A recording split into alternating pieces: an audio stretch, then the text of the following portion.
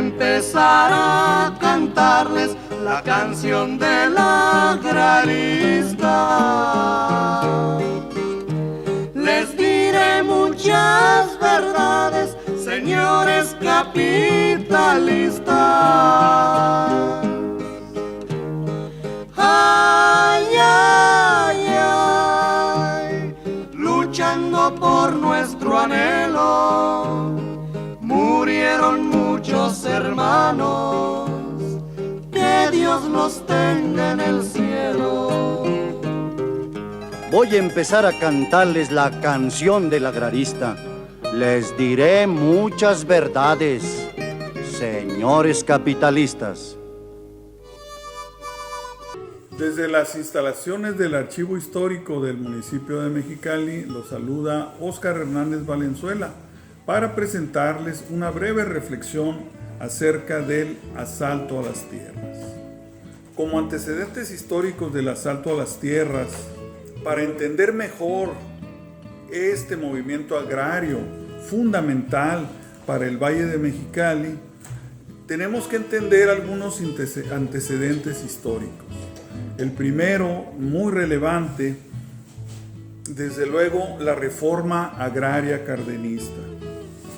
Esta reforma agraria cardenista, como ustedes lo saben, pues fue una propuesta de campaña del general Lázaro Cárdenas del Río, es decir, acabar con aquellos latifundios porfiristas, con aquellas entregas de tierras, terrenos y aguas a compañías extranjeras y entregarlas a campesinos mexicanos. Algo fundamental como antecedente histórico tiene que ver con la ley agraria del 6 de enero de 1915, la cual enarbola las demandas campesinas de la Revolución Mexicana. El documento referido fue presentado por el jefe del Ejército Constitucionalista y encargado del Poder Ejecutivo Federal, Venustiano Carranza. Esto fue en el año de 1915 como un antecedente fundamental para entender este movimiento social tan importante conocido como el asalto a las tierras. El presidente Venustiano Carranza, desde Veracruz y con el apoyo del intelectual Luis Cabrera, propone que los ideales zapatistas de Emiliano Zapata, el Atila del Sur, basados en los conceptos de tierra y libertad, sean llevados a la realidad del México revolucionario. En sus postulados generales, la ley agraria del 6 de enero de 1915 propone la expropiación de las haciendas porfiristas. Dichas tierras deberían regresar a sus dueños originales, los campesinos mexicanos con hambre y sed de justicia. Mediante la mencionada ley agraria, las aguas, tierras y montes pertenecientes a comunidades agrícolas regresarían a sus dueños ancestrales, a los grupos indígenas y comunidades campesinas arraigadas en sus poblados. Se denuncia además a las llamadas compañías deslindadoras, las cuales con apoyo de funcionarios gubernamentales transferían a inversionistas particulares dichos terrenos a cambio de cuantiosas cantidades de dinero. Estas compañías deslindadoras, se quedaban, se apropiaban de terrenos, de tierras, de aguas que pertenecían a comunidades aborígenes, originarias, y eran entregados a compañías extranjeras o compañías nacionales que acaparaban estas tierras. Los pueblos y comunidades agrícolas sufrieron también el embate de la famosa ley de terrenos baldíos, mediante la que se despojaron a los dueños originales de enormes extensiones de tierras. Para la aplicación de esta reforma agraria del año 1915 se crea una Comisión Nacional Agraria encargada de ponerla en operación.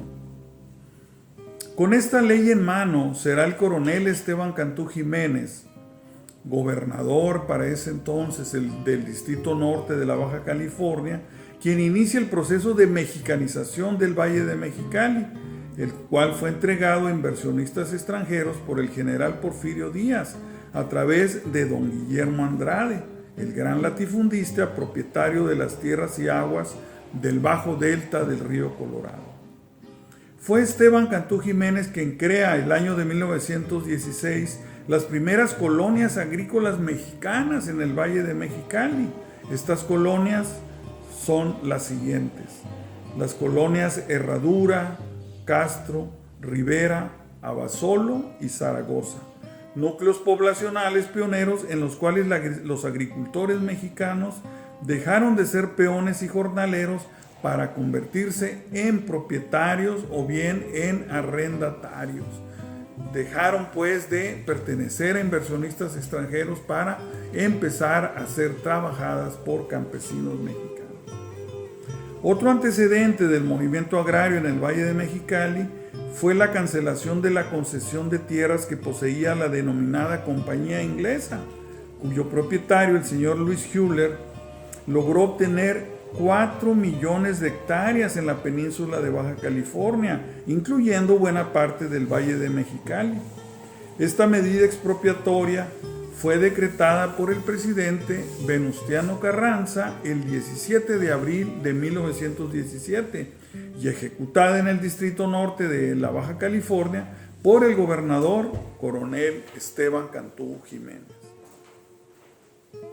Al gobernador, al general Abelardo Luján Rodríguez, Abelardo L. Rodríguez, le corresponde el mérito de crear la Colonia Agrícola Progreso y Anexas, sociedad cooperativa limitada, en abril de 1925, la cual fomentó el cooperativismo, logrando buenos resultados para agricultores mexicanos.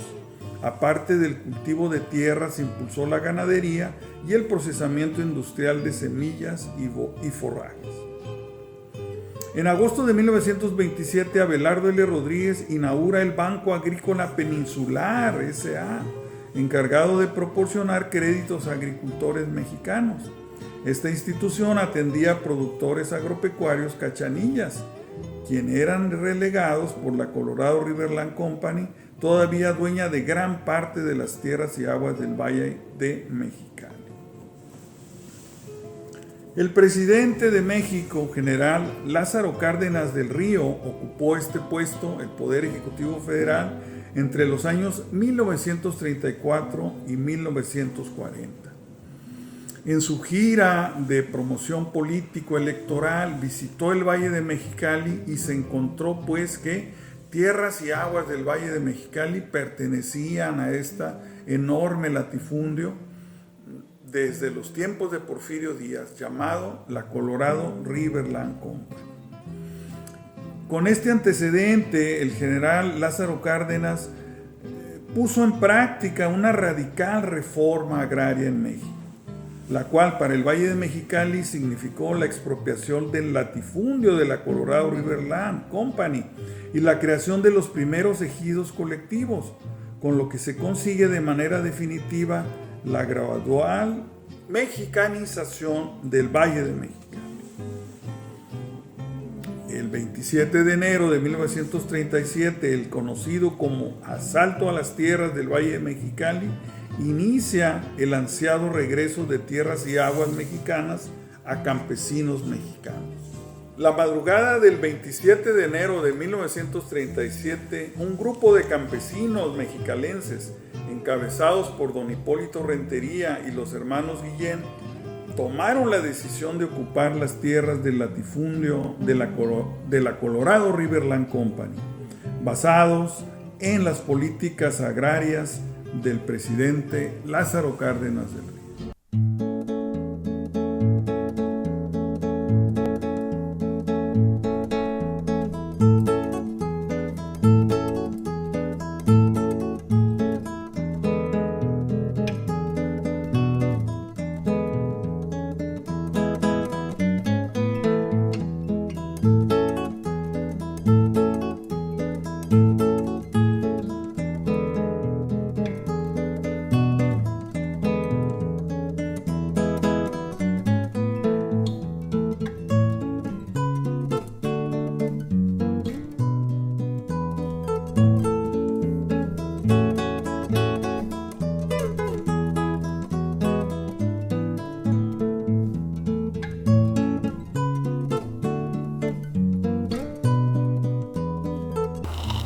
No sé cómo pudiste aguantar latigazos y desprecios.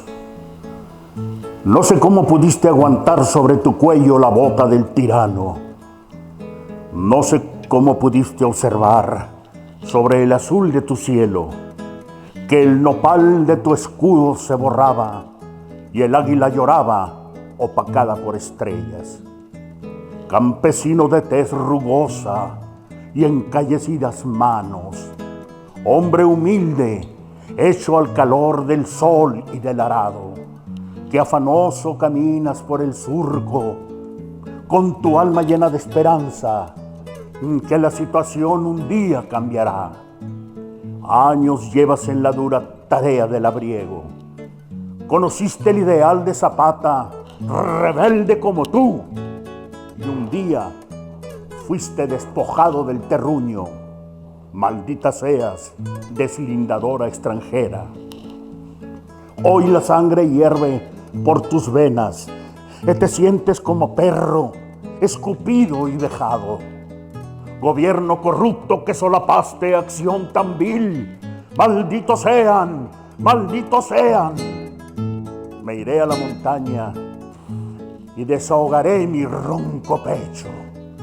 Volveré armado, levantaré a los míos, asaltaré la tierra, reivindicaré mi derecho, porque soy rebelde, rebelde como pocos. Y aquel hombre dejó el terruño despojado, la mirada fija y el orgullo pisoteado, y se fue a reunir con sus hermanos jornaleros, campesinos hambrientos de justicia como él. Les platicó que allá en lo bajo, en el fértil valle, los hombres vivían fulminados por el poder del rico. Y yo sentí ganas de llorar de rabia, impotencia, cuando vi parir a mi vieja entre los surcos y la voz déspota del amo retumbó en mi oído. Se me desgarra el pecho cuando recuerdo que mi hijo murió insolado entre la hierba, pobre niño de 2 años. Y yo quería que fuera también rebelde, más rebelde que su padre. Maldito, canalla, inhumano, miserable. Hoy toma enardecido la carabina y el machete y me siguen los de abajo. Aquí estoy, dijo al llegar al fértil valle, y desató su ira y mató con rabia y persiguió caciques, latifundistas, hacendados y gringos terratenientes. Al fin la razón le dio el triunfo y la tierra fue repartida entre los suyos. Hincado ante la tumba de su hijo. Ahora lloro, mi hijo, no de tristeza ni nostalgia. Lloro porque los hombres también lloran. Ni de osadía ni arrojo he hecho alarde. Lástima, lástima que no lo viste, mi hijo, porque tu viejo les partió la madre.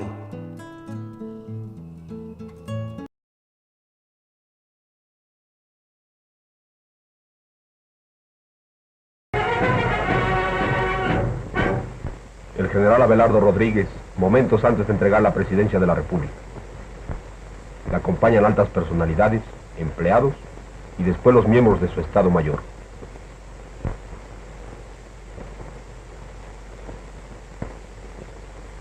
En el semblante del presidente Rodríguez se refleja la satisfacción del deber cumplido. Recibe el último saludo de sus ministros. Don Francisco Elías, secretario saliente de Agricultura. General Miguel Acosta, exsecretario de Comunicaciones. La modesta residencia del señor general Cárdenas.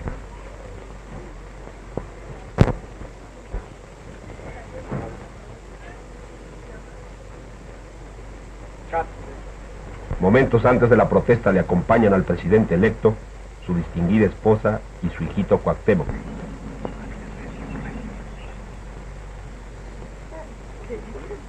Sin llorar, sin llorar.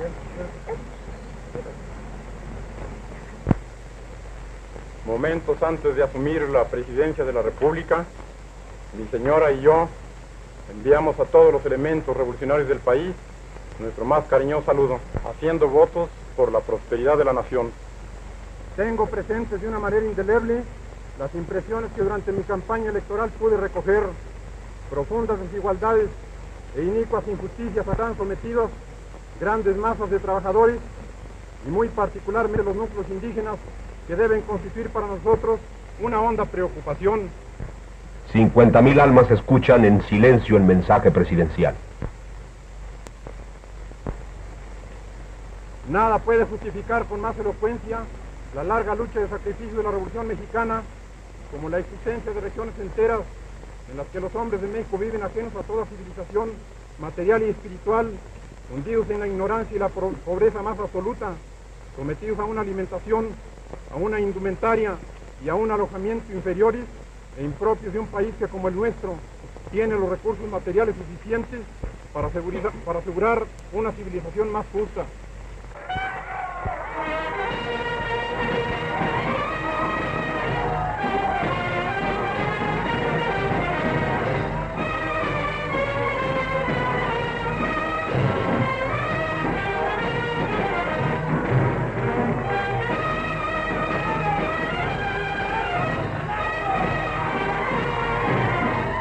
Esta situación de injusticia prevaleciente en el Valle de Mexicali fue conocida por el candidato presidencial Lázaro Cárdenas. Al asumir la presidencia de la República, ya como presidente, Lázaro Cárdenas, el año de 1934, dio inicio a su plan sexenal de recuperación de los recursos naturales explotados por extranjeros y que debían ser patrimonio de los mexicanos.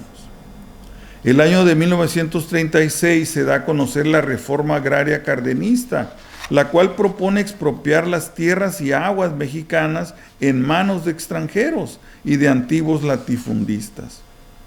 Para el Valle de Mexicali se expone la necesidad de expropiar el latifundio de la Colorado Riverland Company.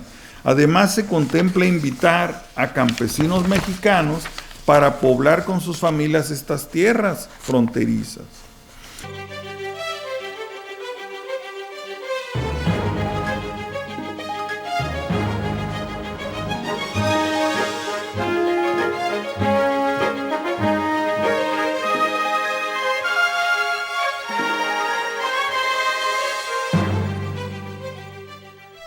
El 27 de enero de 1937, inició un movimiento agrario en el Valle de Mexicali conocido como el Asalto a las Tierras.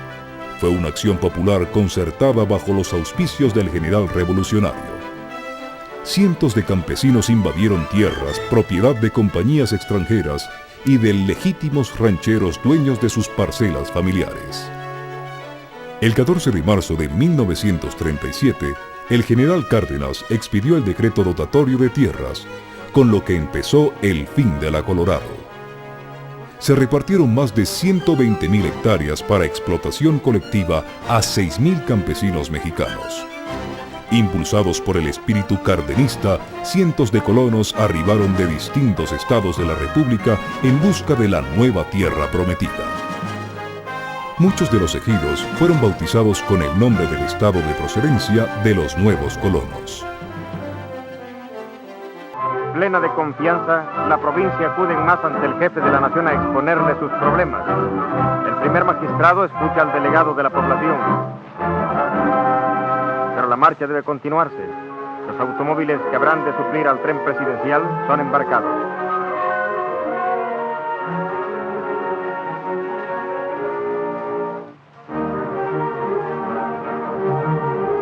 El presidente se ha despedido de aquel pueblo, dejando en sus habitantes la certeza de inmediatas y bienhechoras realizaciones.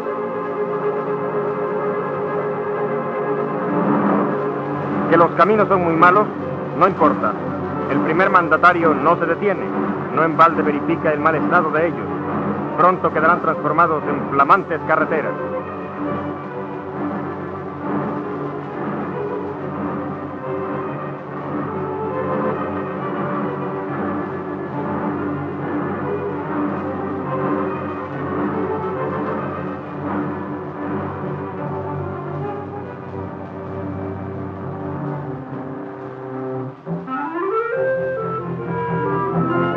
Y la escuela rural, proverbial en todos los poblados del país, es visitada.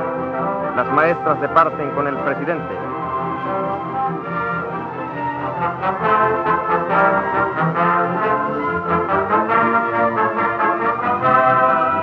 Y cuando el automóvil ya no es útil, el jefe de la nación y su comitiva montan a caballo.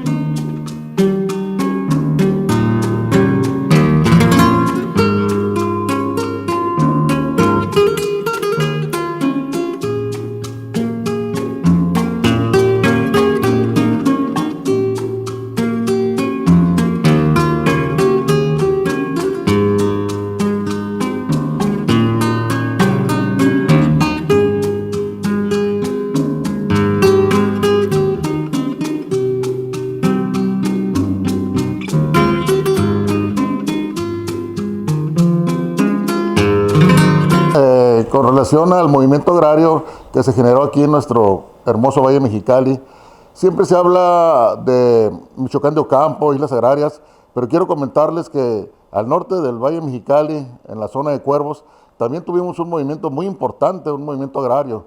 Esto ya se generaba desde los años 20, ya la gente de nuestra estación Cuervos ya empezaba a inquietarse por la problemática que tenían, siendo ellos mexicanos, porque los trataban como esclavos, pues eran jornaleros. Y los propietarios de estas tierras que había en aquel entonces eran americanos, como la Colorado River Land Company. La Colorado River Land Company le rentaba a los chinos, japoneses, sus tierras, pero a los mexicanos nunca les quiso rentar por el hecho de que no quería que se crearan intereses y beneficios para ellos mismos. Entonces eso generó una inconformidad entre los mexicanos, diciendo, ¿cómo es posible que en mi propio país yo esté trabajando como esclavo y no sea dueño de un terreno? Y es así como se empieza a generar un grupo de campesinos inconformes, empiezan a ver la forma cómo lograr sacar un beneficio de estas tierras, ¿no? Entonces, por allá a finales de 1936, se levanta un movimiento agrario, bueno, en los años 20, ¿no? Pero empezó a hacer fuerza a finales del 36. Era un grupo de campesinos comandados por el señor Francisco Flores Rivera, también ahí originario de Estación Cuervos. Y es así como, después de tanta lucha, de esfuerzo, y en el apoyo del presidente Lázaro Cárdenas, que en aquel entonces era el actual presidente, viene y los apoya con el movimiento agrario, y es como así ellos obtienen sus tierras, ¿no? Y le estoy hablando que se creó el ejido Morelos por allá, un 20 de enero de 1937, dentro de la convergencia de Estación Cuervos. Oscar, la verdad sí, yo tuve familia en aquel tiempo en el movimiento agrario. Mi abuelo, él venía de Los Ángeles, California, y en aquel entonces se oía el movimiento de que se les iba a entregar una tierra a los mexicanos, estuvieran donde estuvieran, y él se vino a Los Ángeles, California, y aprovechó y aquí obtuvo una parcela, ¿no? Al paso del tiempo, se crea ya lo que fue el poblado, lo que es el pueblo de Estación Cuervos, y mucha gente que estaba dentro de las parcelas, porque ahí, dentro de las parcelas, tenían su casa. La gente ya empezó con su casita de cachanilla, y ahí empezaron a trabajar. Ya que se forma lo que es el núcleo poblacional de Estación Cuervos, se vienen a vivir muchos agricultores a Estación Cuervos, y de ahí se iban a trabajar a la parcela. En el caso de mi abuelo, él, junto con mi abuela, sus hijos nacieron en el corazón del campo. Ahí nació mi padre, don Ángel Juárez Ocampo. Nacieron mis tíos, Gonzalo, Porfirio, Celestino. Nacieron ahí en el corazón del valle. Pero por circunstancias ajenas, no recuerdo yo, pues todavía no nacía yo. Mi abuelo, como venía del área de Los Ángeles, era un comerciante, pues no se dedicó a la agricultura. él se incorpora al desarrollo de la Estación Cuervos y empieza a trabajar ahí. Incluso a sus hijos, él se había separado en aquel entonces de mi abuela, la señora Nicolasa Ocampo. Él atiende a sus hijos y los saca adelante. Y en aquel entonces, ya cuando los hijos estaban en posibilidades de trabajar, 14, 15 años, va con el señor Matías Montijo. Matías Montijo era un comerciante próspero ahí en Estación Cuervos. Él tenía un rastro, tenía una carnicería, y le dice a don Matías: oye, Matías, quiero encargarte a mis hijos para que los acomodes ahí en tus negocios. Y es como entra a trabajar mi padre, don Ángel Juárez Ocampo, con Luis Montijo Palacios, y mi tío Gonzalo Juárez con el Neto Montijo. Y es así como ellos se van desarrollando. Estoy hablando en la década de los 50, ¿no? Antes de los 60. Y la verdad, yo, como no crecimos siendo agricultores, pero sí teníamos familia, es así como en el SUME, o la colonia Oribe de Alba, ahí tenía yo mis bisabuelos maternos, papás de mi abuela materna, doña Nicolasa Ocampo. Eran don Martín Ocampo y mi mamá, le decíamos mamá Chepa Castro, ¿no? Ellas tenían una parcela en el corazón de la parcela, una casa, y nosotros de chicos íbamos a visitarlos. Y yo recuerdo que cuando estábamos ahí, decía mi bisabuela: oye, vayan, llévenle lonche a Enrique, anda ahorita regando en la parcela. ¿Y cómo lo podemos ubicar? Me comenta: no, pues donde miren una luz prendida, ahí es donde anda regando su tío. Y es así como se utilizaban este tipo de lámparas que tengo aquí a mi derecha. Ellos las ponían en un surco, en lo más alto del surco, donde no se les mojara, y ahí se iluminaban ellos. Era una manera como ver de que el agua no se les saliera del cauce de la parcela, ¿no? Y conforme iban llenando los surcos de agua, la iban acomodando la parcela, y ahí es como llegábamos y le decíamos a mi tío aquí, le trajimos su lonche que le mandó mi bisabuela, y ahí nos poníamos alrededor de esta lámpara de petróleo a platicar un momento, ¿no? Y es así como yo tuve un poco de vivencias en el campo visitando a mis bisabuelos maternos ahí en el Valle Mexicali. Y ahorita, actualmente, está activo el Ejido Morelos, y lo que es Estación Cuervos, ahorita ya cambia su nombre, ahora es Ciudad Morelos, Baja California.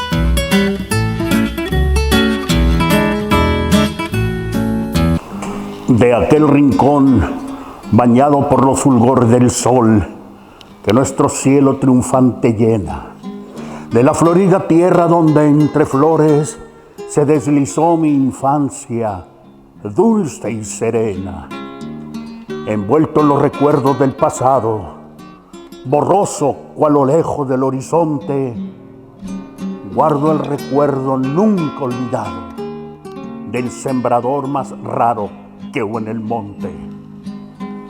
Aún no sé si era sabio, loco o prudente aquel hombre que humilde traje vestía. Solo sé que al mirarle toda la gente con profundo respeto se descubría. ¿O es que acaso su gesto severo y noble a todos asombraba por lo arrogante? Hasta los leñadores, mirando al roble, sienten las majestades de lo gigante. Una tarde de otoño subí a la sierra y al sembrador sembrando miré risueño. Desde que existen hombres sobre la tierra, nunca se ha trabajado con tanto empeño. Quise saber curioso lo que el demente sembraba en la montaña sola y bravía.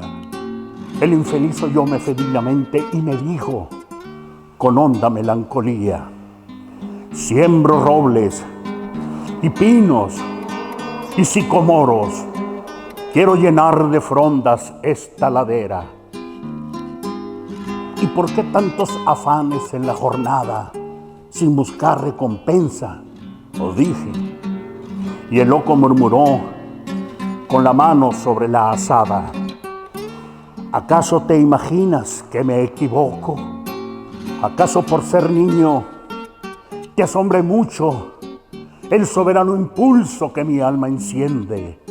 Por los que no trabajan, trabajo y lucho. Si el mundo no lo sabe, Dios me comprende. Hoy es el egoísmo torpe maestro, a quien rendimos culto de varios modos. Si rezamos, pedimos solo el pan nuestro.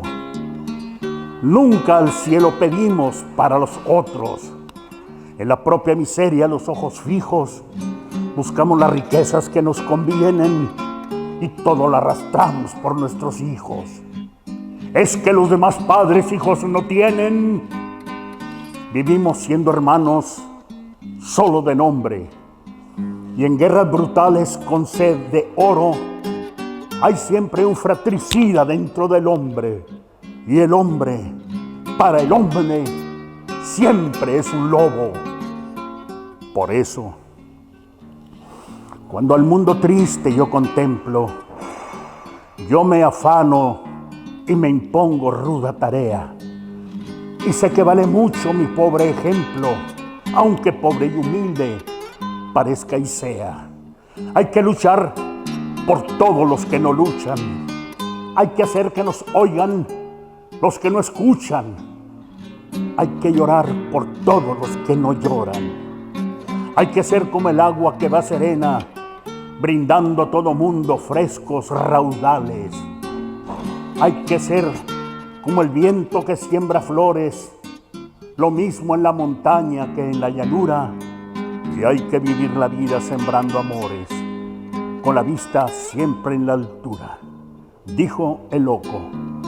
Y con honda melancolía, por las breñas del monte siguió trepando. Y al perderse en las sombras, aún repetía: hay que vivir sembrando, siempre sembrando.